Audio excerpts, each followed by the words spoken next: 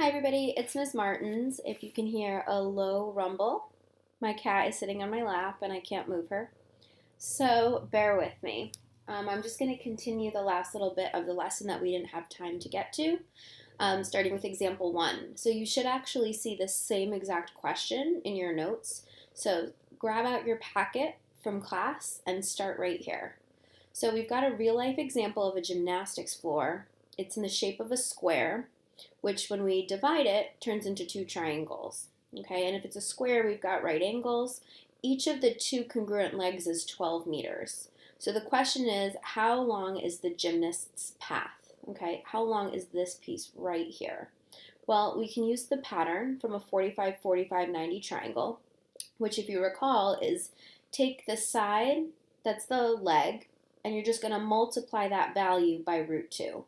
Well, in this case, we're going to substitute in 12 for the value of the leg times root 2. And I would actually like you to leave it as 12 for root 2 and then put it into your calculator. Because since we're practicing perfect squares and we're practicing how to use radicals, it would be great to continue using them in your answers. So this one says when you plug it into your calculator, you're going to get about 17. And yeah, let's keep going. The second example that you should have in your notes is find the length x of the hypotenuse and the length y of the longer leg of the triangle. And here's the image you have right here.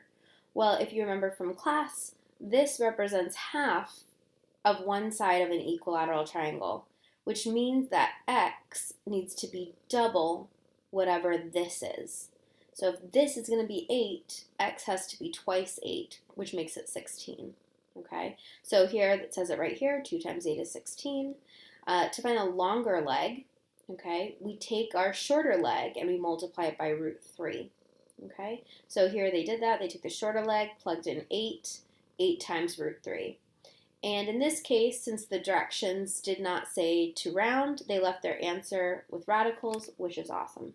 Okay, so this checkpoint you do not have on your sheet, but okay, you do have a couple more examples.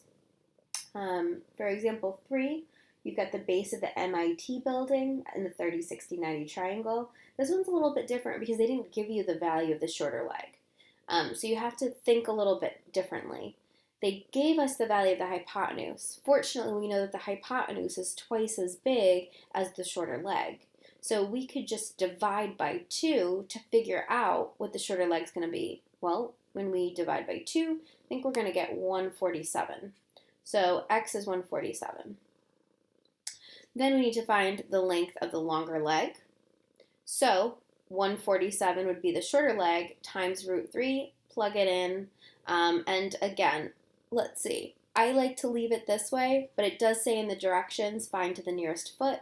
So often in word problems, you will need to then go one step further and round. But please make sure you show this step. That part shows me that you understand special right triangles. So we've got some guided practice. I want to go through these just so that way you have a pretty good sense of what's happening, and then you should be in good shape to do the homework. So let's take a look at number 1. Each leg of a 45, 45, 90 triangle has a length of 15 units.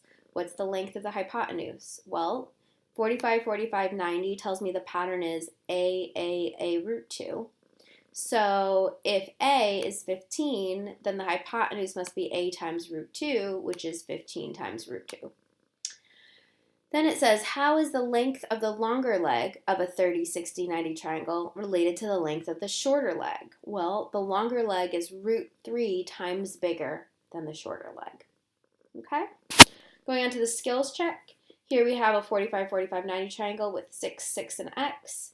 That means we take the shorter leg and we just multiply it by root 2. So the answer to 3 is 6 times root 2.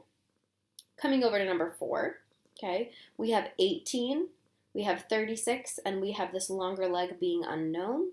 Well, these are related in a 1 to 2 ratio, okay, so that's already done for us. But we know that the longer leg is always root 3 times bigger than the shorter leg. So if this is 18, x must be 18 root 3. Last but not least, we have another 30, 60, 90 triangle, okay? Again, we know the shorter leg is 5, we know the hypotenuse is 10, which means that this x here must be 5 root 3. Last but not least, a graphic artist's tools include a 30, 60, 90 triangle. The hypotenuse of the triangle has a length of 10 inches.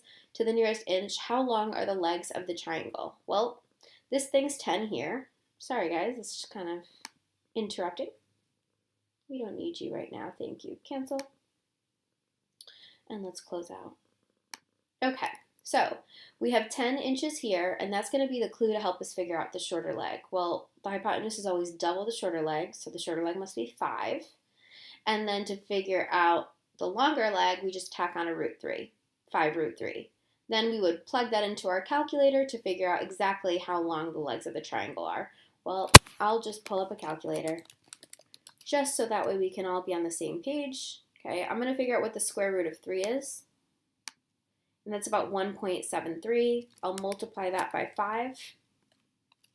So about 8.66. That would round to about 9 inches. So we have 5 inches here, 9 inches here, and 10 inches here. To the nearest inch basically means to the nearest whole number.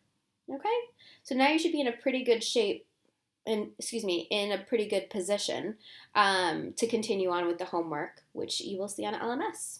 So thanks for taking some time out of your weekend or out of your Monday to listen. And if you have any questions, shoot me an email or write them down on your homework, and we'll take them next class. And thank you very much for your attention.